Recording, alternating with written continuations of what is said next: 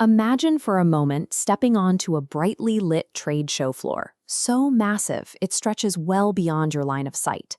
To put that massive scale into perspective, the Canton Fair covers 1.2 million square meters and hosts over 25,000 exhibitors. This event has been running since 1957.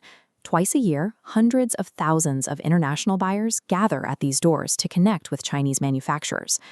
But if you arrive expecting a neatly curated shopping experience, the sheer volume of booths will hit you like a physical wall.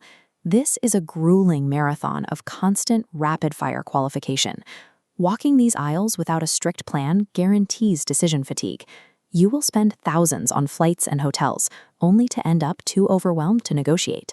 The Canton Fair requires a clinical, repeatable system. If you treat it like a mall, you lose money. Treat it like a battlefield, and you can secure your supply chain for the entire year. Aimless browsing creates a specific financial trap. When you lack targeted goals, you inevitably gravitate toward booths with the flashiest displays and best English speakers, who are usually expensive trading middlemen. They are exactly the people you could have found online for free. This 4-step flowchart outlines the sourcing survival baseline: pre-fair prep, floor qualification, evening digitization, and post-fair follow-up. The first 2 steps dictate your success before touching a product.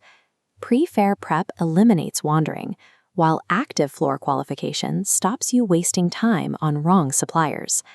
Attending in person requires a heavy upfront investment of capital and physical stamina, but the ultimate payoff is absolute, undeniable clarity. You get to inspect the products, verify the factory's existence, and secure pricing terms that digital platforms cannot replicate.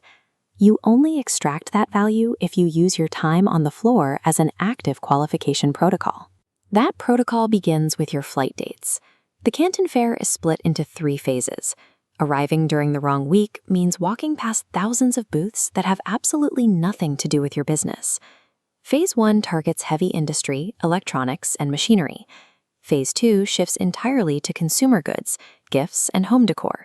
Phase 3 focuses heavily on textiles, apparel, and healthcare products. If you source garments, you need to walk these blue-carpeted aisles during this specific window. Before you travel, cross-reference the exhibitor list with your product requirements. Sending an introductory email to 20 targeted factories transforms a chaotic walk into a precise strike mission. The actual sourcing work happens at your desk. The trip to Guangzhou is just the execution. Once you are on the floor, your primary threat to profit margins are trading companies masquerading as direct manufacturers. They will hand you slick brochures and promise to make anything you want. Our booth qualification protocol starts with a direct question: are you the factory or a trading agent? Next, ask for ISO certifications and monthly capacity. Middlemen give vague answers. Real manufacturers know their numbers. If answers don't align, exit the booth. Avoid polite time wasting. When you do find a match, exchange business cards. Receive their card with 2 hands to show respect. Keep it visible during your chat, and prepare to carry home a heavy stack of paper. Keep your early interactions ruthlessly transactional so you have the energy to negotiate when you find the right partner. When you start discussing tight tolerances, specific materials, or custom molds, the language barrier becomes a serious liability.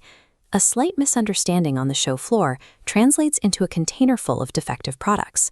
Hiring a professional interpreter costs around 400 to 800 RMB a day. If you are ordering complex technical products, that daily fee is your cheapest insurance policy against manufacturing errors. But perfect translations only cover the technical side. To get a factory to prioritize your orders and rush your samples, you have to build guanxi, the Chinese concept of interpersonal trust and relationships. You build this through respectful actions. Learning basic Mandarin phrases, asking about their business history, and acknowledging their expertise helps the supplier save face and feel valued as a partner. Use a translator to lock in the technical specifications, but use your own cultural investment to secure the factory's loyalty. After 8 hours on your feet, you will return to your hotel room. This is where the most critical work happens. You will have dozens of business cards and scattered notes. You need to digitize all of them and expand your observations while the conversations are still fresh in your memory. Take those notes and build a spreadsheet comparison matrix. Rank your suppliers, log their minimum order quantities, and record their lead times side by side so you can quickly spot the outliers. Next, scan the QR codes on those business cards and add your top contacts on WeChat.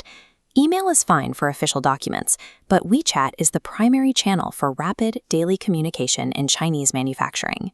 If you wait until you fly home to organize your notes, the booths will blur together. The winner of this fair is the buyer who digitized their data the fastest. When the exhibition closes and the crowds clear out, the real test begins. You have exactly a 48-hour window to send follow-up emails. These suppliers meet hundreds of buyers every single day.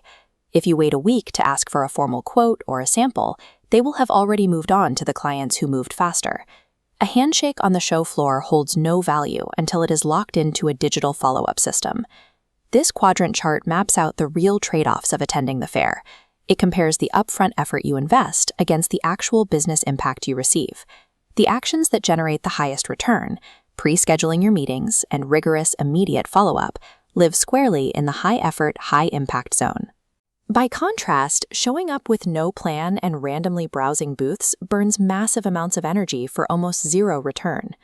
Do your desk work, respect the culture, and meticulously track your data. When you follow this system, the sheer, chaotic scale of the Canton Fair becomes your greatest competitive asset.